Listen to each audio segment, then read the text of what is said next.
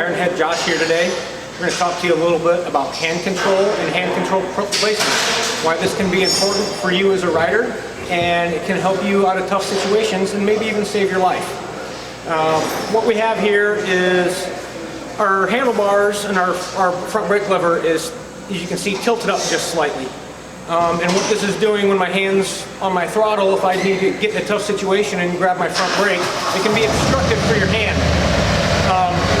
What we like to see, and a good placement, is following the line of your hand control and your switch pack housing to be on a vertical level. If you have switch packs that have a vertical seam, then you want to try to make them vertical or perpendicular.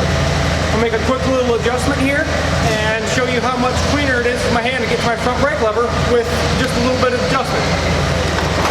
All you need to do this is a T27 Torx and a T25 Torx. You just want to loosen up your clamp,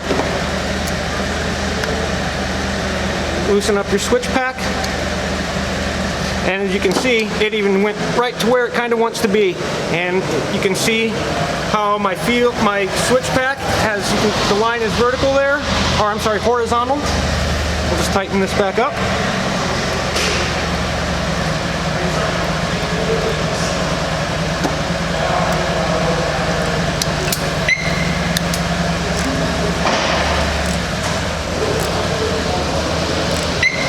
Now, I have a lot easier to get to my front brake lever in a bad situation.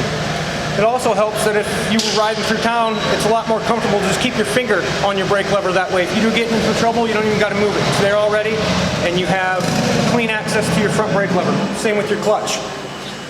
You may want to adjust yours just a little bit differently if you have bigger, smaller hands. Some people may like them a little higher. But just some tips, something you might want to play around with. It's easy to do in your garage, go around the block, maybe ride down the street, see how you like it. Or you can bring your bike up here and we can adjust them rather quickly for you. It's my tech tip for the day. Be safe.